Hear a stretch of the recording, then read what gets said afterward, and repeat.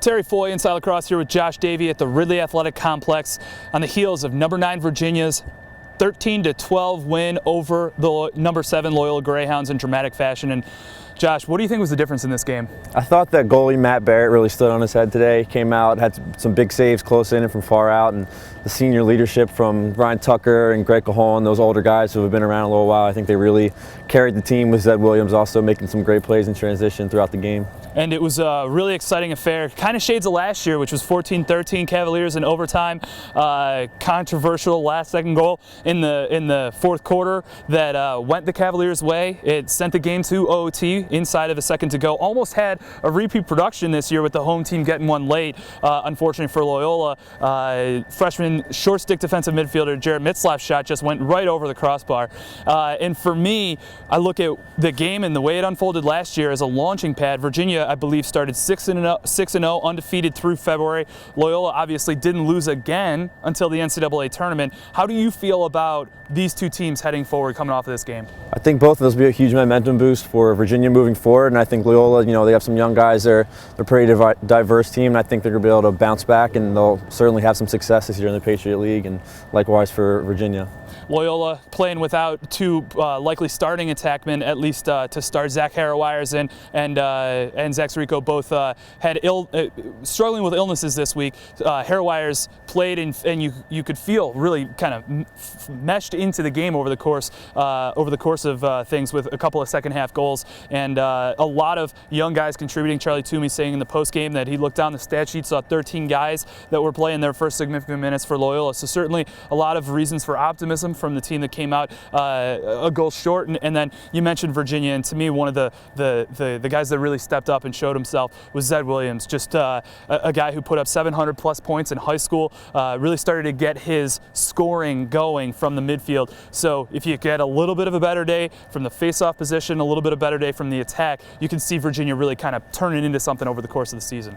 Absolutely, and Zed was able to feed down low with some people nesting on the backside as they started to draw more attention throughout the game and get some of his attackmen some easy finishes on the crease. So it was definitely an exciting game. Well, let's head back to Inside Lacrosse headquarters, take a look at some of the action around the rest of college lacrosse. What I would tell you fellas, I'm not sure I've been more proud of a team overall. Come out there like this on the road, to grit out a win like this, after what we've been through this weekend and stuff, that's the way to go. As I say, you got what you deserved in the end because you've been working your ass off for the last couple of weeks. This is just the first little step for us. We got a long way to go, but you start out in a just like I said in the locker room beforehand, a really strong step in the right direction.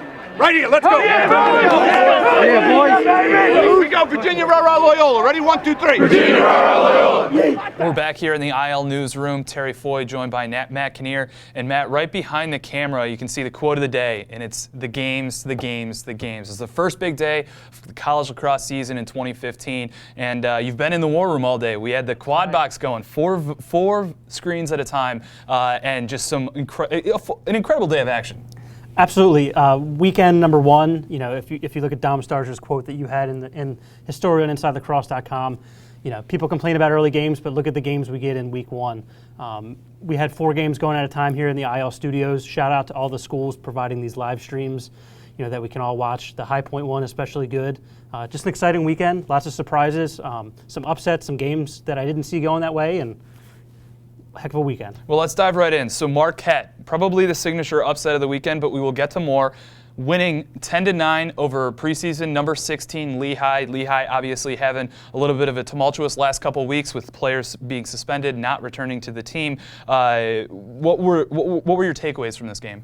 Jordan Greenfield from Marquette, 3 goals, 2 assists.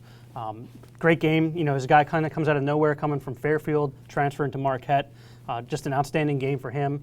Coach Joe Amplo did a really good job. You could tell from watching the game on the live stream, the pace, they just really were able to dictate the pace in this game. They sped it up when they wanted to.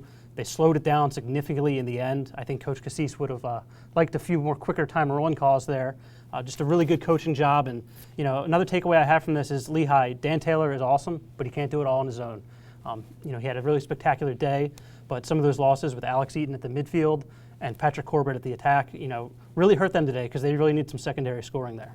And probably the second most notable outcome of the day was a near upset, that being Duke surviving 16-13 against High Point. But it was a one-goal game at different points throughout the fourth quarter. I feel a little bit vindicated, so to speak, by my love for High Point last week in their win over Delaware, particularly for midfielder Cole Carnes, who finished with 4 goals. But it really also seemed like High Point's goaltending was keeping him in the game as well.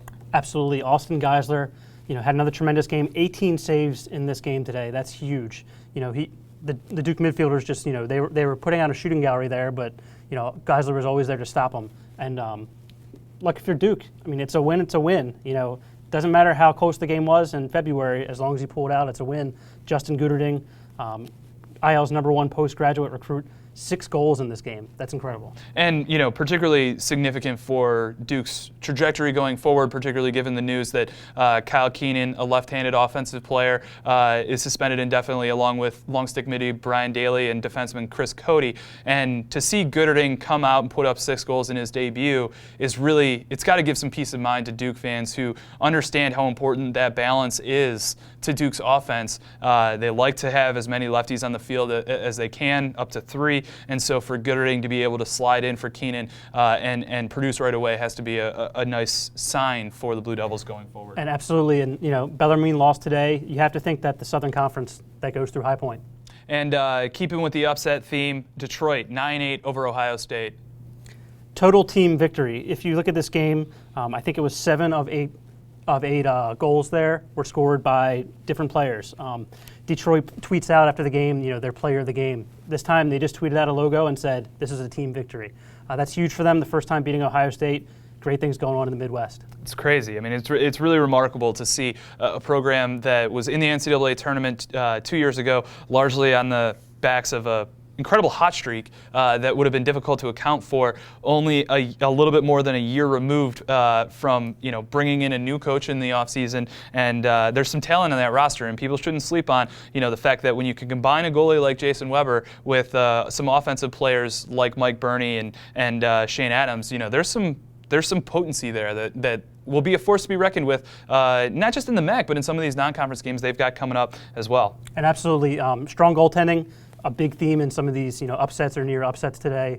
When you look at the Colgate game and you look at the Richmond game, big goalie play there was key as well. Well, you mentioned the Colgate game, and so the Raiders were able to beat Bryant, number 14 heading into the season, 9-5. And what impressed me most about that game was 2 things. The first was that it was close throughout, and Colgate was able to separate late. And the second is that Colgate was able to pull an upset rather comfortably in the fourth quarter, despite Kevin Massa winning 13 of 18 draws.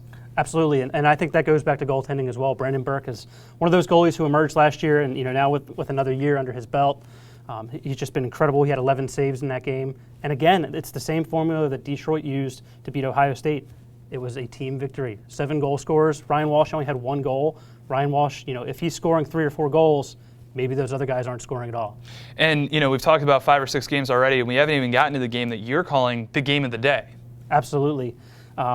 Bucknell, Delaware, I tweeted out earlier in the game that, Delaware's offense just looked unorganized and it looked terrible, and Bucknell was cruising 5-0 over Delaware in that game. Next thing you know, Delaware 12-11 win. They have a furious comeback, and that offense really turns it on. This is the offense I saw in the fall. I came into the office here after I went to the fall all-access piece with Delaware, said, this is a team that can surprise people, maybe make a run at the CAA. Didn't see it last week against High Point, didn't see it early against Bucknell, but they really turned it on there. Yeah. Tom Holland, incredible game there. I'm stunned. I watched their game against High Point last week, and I saw, for lack of a less harsh way of putting it, a middling team. And then I saw the score before I got in the car to come back downtown after the Loyola Virginia game, and I thought that Bucknell was going to be able to handle them. And so to see Delaware come back late and be able to pull out a one goal win is a really impressive statement for Bob Schilling's team. Another significant goalie play there. Brett Anton comes into the game. That's really a turning point for Delaware. Peaks just wasn't having his best day today. Anton comes in and everything just turns around. Good goaltending turns around offense as well. And one more game before we get out of here. Richmond, you mentioned the Southern Conference. Good day for the Southern Conference, bad day for the NEC. 9-5 victors over St. Joe's. This one is really surprising to me. I've been really high on St. Joe's this whole offseason. Saw them in the fall. They were incredible. They really took it to Villanova in the fall. I saw them just this past weekend against Lafayette. They looked incredible there, too. Great offense, great goaltending. I thought this was going to be a team that is a top 20 team, and maybe they will still be. It's early in the season, obviously. But Richmond, a heck of a team as well. Great goaltending in this game as well. Mickey Hoffmeister, a hat trick. You may well know him playing for VMI last year, and he torched Richmond in VMI's win over Richmond last year. They're glad to see him in their colors this year. Navy and red, navy and maroon, yeah. So you mentioned, obviously, the fact that it's February 7th. We have 3 top 20 teams that have already lost in Loyola, Bryant, and Lehigh. It's time for those programs to press the reset button, look forward, figure out a way to get their win next week, and get their season back on track. It's an interesting problem to have, given the fact that in recent years, teams wouldn't have even played a game by this point in the calendar.